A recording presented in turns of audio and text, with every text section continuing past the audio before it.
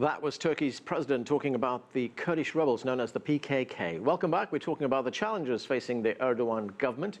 Joining us from Pittsburgh is journalist and commentator Tulin Daloglu. And with us here in Washington is journalist and analyst Ilhan Tanir. He's currently a reporter with the Turkish newspaper Cumhuriyet Daily. Thanks to both of you for joining us. Tulin, just a few months ago, President Erdogan's AKP party lost its majority in parliament. Now we have this stunning victory. How does one explain this reversal? Well, people decided on June 7 that the best way forward for the country is to form a coalition. Turkey is extremely polarized, and that, atmosphere in the country is making it really very difficult to manage the peace and harmony on the streets and elsewhere. And so people decided that it's going to be good to have this coalition government so that we could see, these political parties to get together and produce something good for the sake of the country, and that they can prove that even though they have so many disagreements, they can find a way to produce something good. But it didn't happen. The opposition parties failed, as well as the ruling Justice and Development Party. So from June 7 onwards, what we had seen was starting from July 20, where a suicide bomber attacked in Suruç and killed 33 people. That's a town very close to the Syrian border. Starting with that, we had seen the escalation of violence between the military and the Kurdistan Workers' Party, as well as the members of the Patriotic Revolutionary Youth Movement, YDGH. And overall, till November 1, almost 800 people killed in this fighting. And also, a few days before the election took place, the Turkish police raided the media group of Koza İpek, and which was once a close confidant of the ruling Justice and Development Party, and definitely the President Recep Tayyip Erdogan. So all of this pushed people to choose security before anything else. And so if you choose security, if you act from the point of fear, then you go with the one that and that's the party right in place, and that's why people prefer Justice and Development Party. Maybe the 49% was not expected, but their election was certainly not a surprise. Right, Ilhan, as we know, Turkey is involved in the war in Syria. Turkey is also playing host to thousands, hundreds of thousands of refugees who've crossed the border into Turkey. There's also been this ongoing battle against the PKK. So what kind of impact is this election going to have regionally? Does it change anything?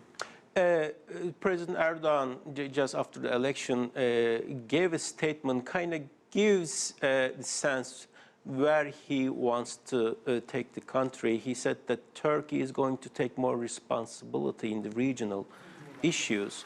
And since the elections, again, both the Turkish foreign minister and the prime minister also stated that some kind of a ground force for Syria, northern Syria, to take against the ISIS threat there. So all these, for a week, the statements coming from Ankara looks like Turkey is going to or wants to take a bigger role comparing the last couple of years since the 2013, when the Gezi protests have shaken the country and the corruption claims. In 2014, there were a couple of elections. So after 2.5 years now, Turkey, for the first time, seemingly, do not see any kind of elections over the horizon for the next four years.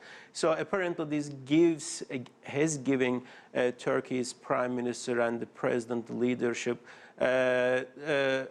do something about Syrian threat and the ISIS threat. But when we see Turkey's objectives and the US objectives are greatly different when Turkey wants to take against Assad, and then US wants to ISIS. From Russia's objectives as well, which wants to see Assad in power. Yeah. Exactly. Tulin, how do you see this unfolding? Is Turkey going to get involved even deeper in Syria, perhaps as Ilhan points out, more troops being sent into Syria? Because Turkey is in this position right now where it is taking on the PKK. It is at odds with the United States, which is using the PKK to take on Islamic State. Turkey is at odds with the Russians, who want Bashar al-Assad to remain in power. Sure. 2 points. As long as Russia is involved in Syria, that means Bashar al-Assad is going to stay in power. Number 2, the Arab countries, if you go back to the 2003 Iraq occupation, yes, Turkey didn't allow the U.S. to use Turkey or the Turkish land as a foothold getting into or crossing into Iraq.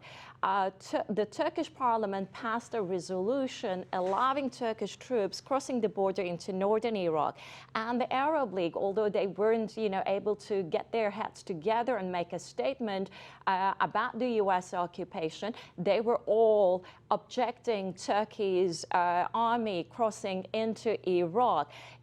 There are certain things that do not change. I do not think that the Arab countries, although they are in complete, disarray right now, they're not going to be, happy to see the Turkish army crossing into Syria. And I do not also see that Russia and Iran will allow it, along with Washington, the Obama White House, or the next White House, whoever that could be. So I really do not think that that is, that we should really think too much about Turkish intervention, military intervention into Syria in that sense. Now, there was a ceasefire in place. That ceasefire collapsed in July. And then there was a unilateral ceasefire, which took us right up to November. What is the status of that battle right now?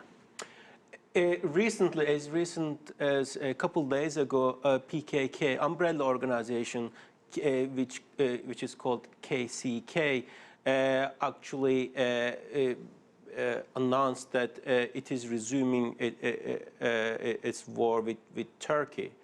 Yeah. And it called Kurds in Turkey to resist against the isolation being applied on the PKK's leader Öcalan in the Turkish jail.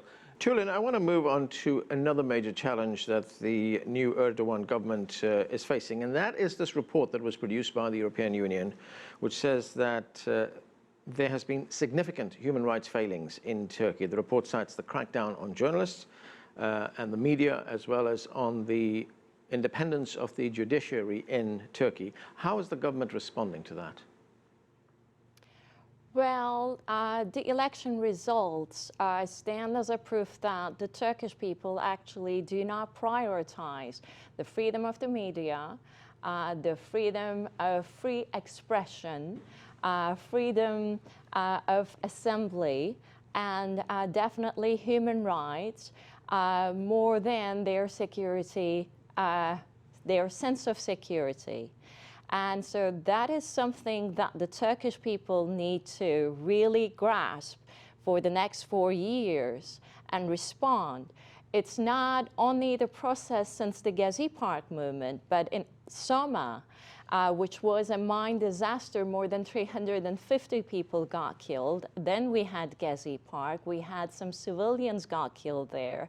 And we had Mr. Erdogan asking his, party members in a rally to boo the mother of one of the killed, child. And so this atmosphere and, everything that had happened, December 2013 corruption scandal, everything have been rewarded now with this election on November 1, because people prioritize security more than human rights, more than freedom of expression and everything. So we will have to yet and see how the Turkish people overall put morality and put democracy and how they want to go ahead with this. This is something more important than what the European Union Progress Report writes. This is something that the Turkish people need to grasp. And if they choose to prioritize democracy, human rights, freedom of expression, and freedom of assembly, then they need to do something about it. So, Ilhan, you hear from Tulin that security has trumped freedom of speech in Turkey. As a journalist, how worried are you about that? Well, I am very much worried, and my friends in Turkey are very much worried. Yeah. So, these are the very fundamental issues that Turkey has to grapple, and whether from now on, how the government is going to take this 50%, 49% victory remains to be seen. But as a journalist, I am very much worried and very much pessimistic that this government is going to, I think this government is going to double down on its authoritarian policies, which it has been pursuing for the last few years especially. And with the Kurdish issue and the conflict is escalating, and many of the opposition groups are very much unhappy with the things are going. With that means 50% of the country, not some kind of minority.